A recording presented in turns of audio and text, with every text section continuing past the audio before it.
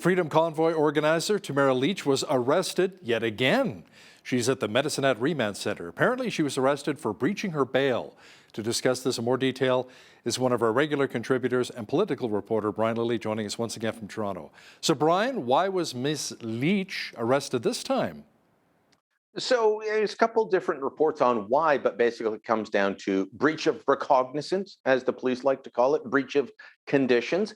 She had certain bail conditions placed upon her. And so, one story is she criticized the government. I don't think that should ever be a bail condition. If you criticize the government, you go back to jail. That's not what we want in Canada. But when she came to Toronto for the Freedom Award given out by the Justice Center for Constitutional Freedoms, there's photos of her with Tom Marazzo, one of the other organizers of the convoy protest. She was under her bail conditions, not supposed to be in contact with him, not to meet up with him. Photos taken at the event and posted on social media. Okay, dumb move. If it's going to happen, don't post it online for the cops to find. But look, Hal, I'll say this. If we're going to start arresting Tamara Lich for something like this, I'd be fine. As a law and order guy, I'd be fine with that based on these conditions. Stop letting out the people who shoot up our streets on bail so that they can be arrested again for shooting up our streets and then given bail again. I was at a news conference on Monday with Ontario Premier Doug Ford and Toronto Mayor John Tory, and they were both asked about the staggering amount of gun violence that happens in our cities, specifically across the country, but in Toronto specifically, there's been a rash of it lately. And both men said, look, we've got to deal with bail conditions. The Trudeau government isn't looking to do that, except in certain political circumstances. So, if we were arresting everyone that breached their bail conditions in the same way that we're arresting Tamara Lich, then I'd say, well, look, we've got to treat everyone the same. We're not treating everyone the same. She's being treated harsher than people who are literally letting bullets fly and at times hitting innocent bystanders. That's not the way our system should work.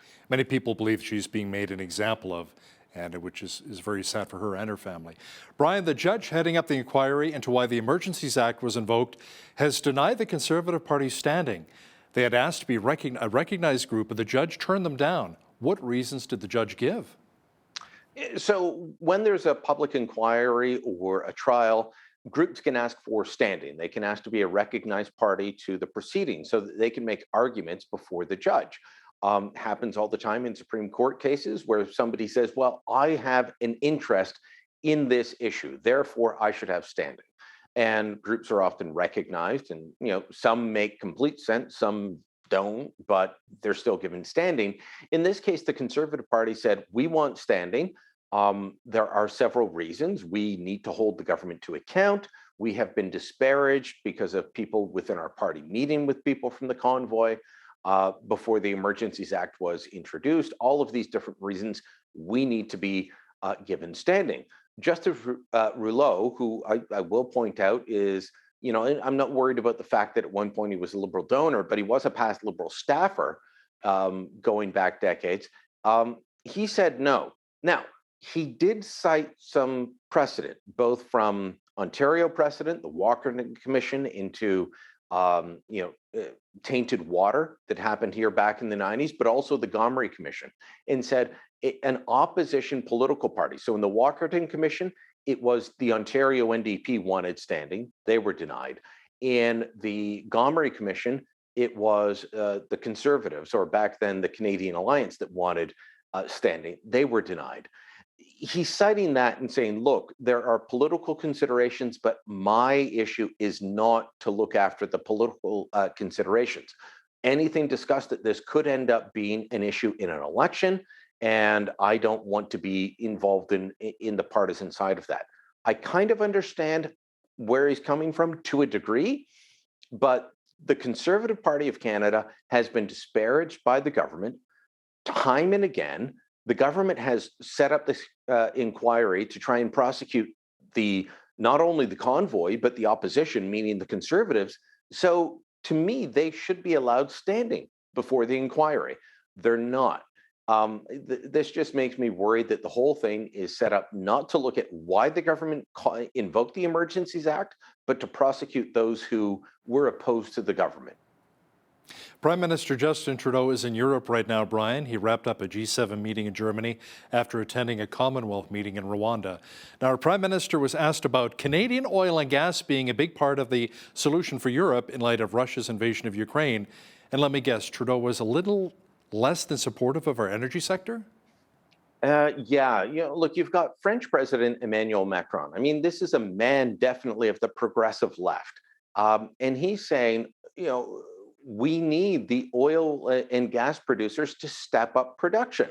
Mario Draghi, the Italian prime minister, said, we want to talk to Canada about oil and gas so that we can have alternatives to Russia. And when Trudeau was asked about this, not once, but 3 or 4 times, he kept talking about the need to move off of fossil fuels. Look, that's a long-term solution. And whether you agree with it or disagree with it, it doesn't matter in the short to medium term. It is a long-term solution. Even if you think this is the greatest thing, we've got to do this, Hal. If you think we need to move off of fossil fuels, it's got to happen. It's not going to happen in the next 6 months. It's not going to happen in the next 12. It's not going to happen in the next 5 years. We need solutions for the near and medium term. And Justin Trudeau balked at that idea. Back in March, about a month after the war in Ukraine had started with Putin's invasion of Ukraine, Canada agreed to increase production by 300,000 barrels a day by the end of the year.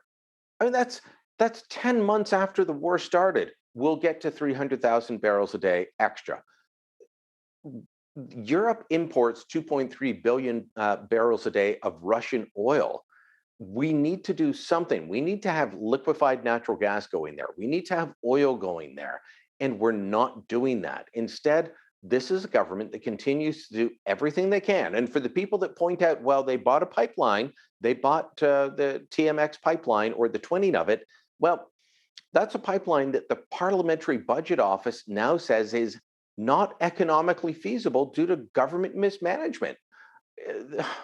I get frustrated watching what's happening because Putin continues to finance the war against Ukraine off of the energy needs of Russia or of Europe. And we could be helping in that. And instead, our prime minister wants to talk about his climate change bona fides instead of saying, look, I'm committed to climate change, but in the meantime, we've got to do this. He just wants to talk about one issue and not the other. Talk about reading the room. That's rather unfortunate. Brian, NATO is looking to increase their troop strength in countries like Latvia, where Canada has traditionally had a very strong presence. A NATO report shows Canada spending less on defense every year. Trudeau has already said he would not commit to more spending or bringing in more Canadian troops into Europe. What did actually our PM commit to? He's committed to not much of anything, which is a little bit bizarre. At one point, he was asked a question and he said, look, we're going to NATO. We'll talk about that at NATO. But this is a guy who, time and again keeps saying that the Canadian Armed Forces are important. He hasn't been able to, in 7 years, deal with the issues surrounding sexual impropriety within the Canadian Armed Forces, even though he got a report that was delivered just before he took office. He's had 2 or 3 reports since then, hasn't been able to deal with that, can't deal with procurement issues, can't get our forces the equipment that they need, can't get them the leadership they need, and is constantly reducing spending according to NATO's own figures. And yet when asked about all of this, says, Canadians expect us to deal with this reflectively and responsibly. What does that even mean? We don't know what it means. He doesn't know what it means. He just doesn't want to talk about how he will actually help because we have nothing more to give. To quote Trudeau from a few years ago, they're asking for more than we can give now. Brian, the passport issue is still a real problem here in Canada. There's now been a cabinet committee struck to come up with solutions to this and other issues, including immigration and airport delays. Yeah, because when you can't have one minister look after a bad issue, well, why not appoint 10 of them on top of the minister in charge? This is a cabinet committee that is going to be chaired by Marcy Ian and Mark Miller, neither of whom are ministers in charge of full departments. They're kind of associate type ministers. And they're now in charge of the minister in charge of employment, development, employment and social services, as well as passports, and the immigration minister. This is just an admission that yes, there's a problem, but we don't have any answers. Because when you don't have answers, you strike a committee. So there's going to be 10 ministers overseeing these two. So, my joke the other day was, how many Trudeau cabinet ministers does it take to issue a passport? The answer is 11. The minister in charge and 10 more to oversee her. It's beyond ridiculous. Earlier today, I was sent photos of the passport office in Mississauga. And at various times, I've been sent images from Victoria, Vancouver, Hamilton, Toronto, Ottawa, Halifax, Kelowna, you name it. Calgary, by the way, doesn't seem to be a particularly bad office. And I think last week they said Saskatoon, the wait was 30 minutes. But of the 30 odd offices, about a dozen are perpetually delayed and troubled. And the images I was sent from the Mississauga office were that there were 17 different windows available for people to get service at, but only 4 were open. And that's something I heard when I went in person to talk to people at the Toronto passport office. They said that someone had come out early in the morning and said, well, if everyone shows up to work today, you should be out soon. And this was 11:30 in the morning. It was well past the time they were told that they should be in, and they hadn't gone inside the building yet. We've got a real problem. The government keeps saying, we didn't lay anybody off.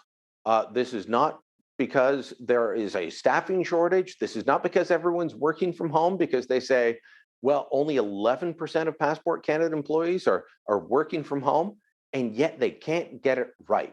Is it any wonder that when we can't get basic services right, that we find doing the big things difficult? We've been issuing passports in this country for more than 100 years, and now suddenly we can't get it right, even though we are below 60% of the pre-pandemic average. Brian, the Prime Minister faced a lot of pressure recently over claims that he and his government interfered in a police investigation into the Nova Scotia mass shooting. Brian, why don't you walk us through what happened and why this matters? So if you remember back to April 2020, the horrible shooting and massacre, because they weren't all killed, there were 22 Canadians killed. A number of them were killed in a house fire where the killer, and I won't use his name, but the killer locked them in the house and then set the place on fire. Other people were shot and killed. He had a hit list. He took out an RCMP officer that confronted him. 22 Canadians lost their lives. And in the wake of that, we ended up finally appointing an organization that's now called the Mass Casualty Commission. Biggest mass shooting in Canadian history, biggest massacre. These are important matters.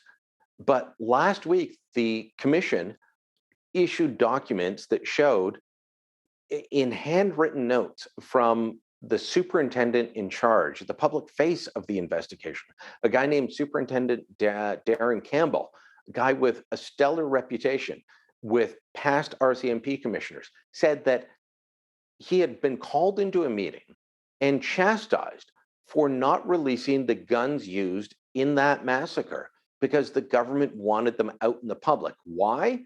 Because they were going to be bringing in new gun control legislation.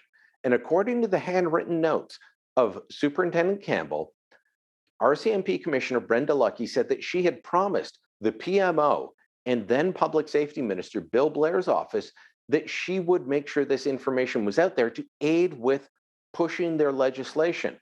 And that the officers in Nova Scotia who said, no, we can't release this because the investigation's ongoing. We're trying to figure out how he got these firearms still. They were told, you don't understand. This is tied to legislation that will make everyone safer.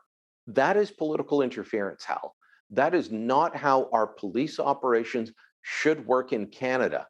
And, I can go back almost a decade to the High River gun grab in Alberta and show that the RCMP brass have systemically gone after law-abiding gun owners while turning a blind eye to the criminals that are making our streets unsafe. But they've gone after law-abiding gun owners, and that's what they did here. They have a bias, they have a problem, and it is, in this case, it's political interference. And the Prime Minister and his office, as well as Bill Blair, need to answer for it. And in my view, they haven't yet. Political reporter and Toronto Sun columnist Brian Lilley, thanks so much for your time today. Thank you, Hal.